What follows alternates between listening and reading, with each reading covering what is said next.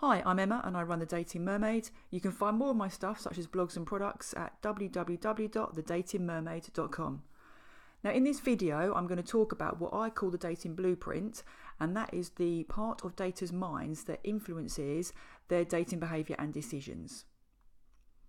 Before I move into it, I need to talk about beliefs. We all have beliefs in our minds. There are two main parts to our minds. That's the subconscious mind and the conscious mind. The conscious mind is a part of our minds that we're aware of, whereas our subconscious mind is a part that we're unaware of. So beliefs in this part are heavily influential, and they basically determine or heavily influence our feelings and our behaviour. They either drive us to behave in a certain way or they prevent us from behaving in a certain way. Now there's a relationship between the dating blueprint and what I call the dating picker, and I've created a diagram here to show you that relationship. And it all starts, as you can see, with the dating blueprint, and that's the beliefs in your subconscious mind about yourself and dating. Now these beliefs directly influence what I call your dating picker, and this is a part of your mind that makes all of your dating decisions. Now all of your dating decisions then lead to the type of men you have relationships with and also the quality of the relationships that you have.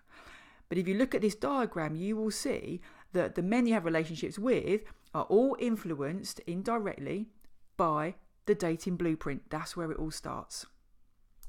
Now I've got a definition here of the dating blueprint. This is a part of a woman's mind that contains all their beliefs about themselves, men, dating and relationships. Please be aware this is for heterosexual women and also that men have their own dating blueprints.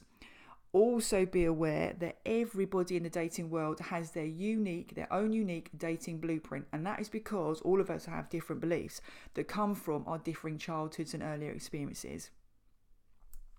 There are 4 parts of a woman's dating blueprint. These are the 4 parts, as I mentioned already before: themselves, men, dating and relationships. You'll see there that category number 3 has also got an extra 4. These are the extra 4 categories that fall under the dating category of a dating blueprint. Oh, it's getting complicated. These are the 4 categories: meeting men, attracting men, interacting with men and letting men go.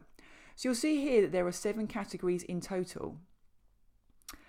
Now with regards to beliefs, if you have any limiting beliefs in any of these 7 categories, they can cause you a few problems when you're dating. So what I've got here is I've got 2 pages from my dating toolkit to help you. You potentially can just draw these out if you wanted to. So this is what I would use with people if I wanted to know what their dating blueprint was.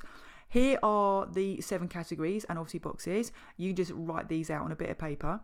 What you do with regards to this activity to discover your dating blueprint is write down all of your limiting beliefs and healthy beliefs in each of the 7 categories. Moving on, I wanted to give people some examples of limiting beliefs because some people might not know what limiting beliefs are. So what I've done is I've looked here at the various categories and I've given you some examples under each. Now I'm not going to read through all of them, but I'm just going to look at a couple. So if I look at the category of you, and these are the beliefs that people have about themselves, you may believe I'm unattractive, no one wants me, I'm not good enough, I'm too overweight. Now these are very common limiting beliefs in a person's dating blueprint. So if you believe these things, don't think that you're on your own. Don't think there's anything unusual about you or weird about you because you believe these, because many people do. But the point is they are limiting beliefs and they can affect your dating decisions, and they can cause problems in your dating life. If I move on to the second page, I look at the 4 dating categories. Limiting beliefs in relation to, say, meeting men, such as I never meet men, aren't that many men out there, I can't be bothered to go out and meet men. These types of beliefs will also influence somebody's dating behaviour and therefore their dating results. Now obviously if you want to pause the video, you can look a little longer at those limiting beliefs to see if you believe any of these. And remember here that beliefs are not facts. There is a difference between beliefs and facts. Beliefs are just opinions, whereas facts are more kind of objective truths. Just want to talk very quickly about the dating picker that I've introduced you to earlier. So as I said earlier, the dating picker makes all dating decisions. It's affected by the beliefs in a person's dating blueprint, which I mentioned already. But the third point is really important. It's the accumulation of all the decisions made by the dating picker that will lead a woman to the type of man and the type of relationship that she ends up with. So all of these little decisions are really important. And this is why the dating picker is quite important. Or at least you know about the existence of a dating picker. And what I'm finally going to look at here is I'm going to look at what happens if you have limiting beliefs in your dating blueprint, and how does it essentially affect your dating picker. And here are a few ways that it can affect your dating picker. So you may be dating the wrong men thinking they're the right men. You might be giving men way too many chances when they don't deserve them. You might even tolerate being treated badly by men. You might not let the wrong men go. Or alternatively, you might remain single for a very long time.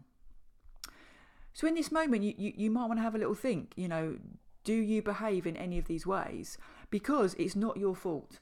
The dating blueprints that we have are in our subconscious minds, and we don't have control over how our subconscious minds are created. The beliefs that we have essentially kind of come from childhood and early experiences, or even early adult experiences. That's where the beliefs come from, and these beliefs can just throw themselves into our subconscious mind. So whatever subconscious beliefs you have are not your fault. Not your fault at all, and it just leads you to behave in these ways, which can obviously cause you some distress.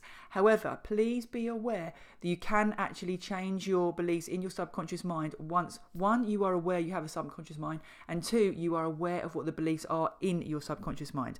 So it's not all doom and gloom. If you have made these decisions that you can see on the screen right now up until this point, you can change this if you want to. You just need to learn tricks and techniques to change your beliefs in your subconscious minds. Anyway, that's my take on the dating blueprint. I've given you a few bits of info there. Let me know in the comments box below what you think of this little presentation. What about your dating blueprint? Have you realised anything about your dating blueprint as a result of this?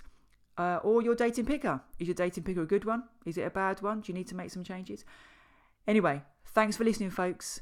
Bye now.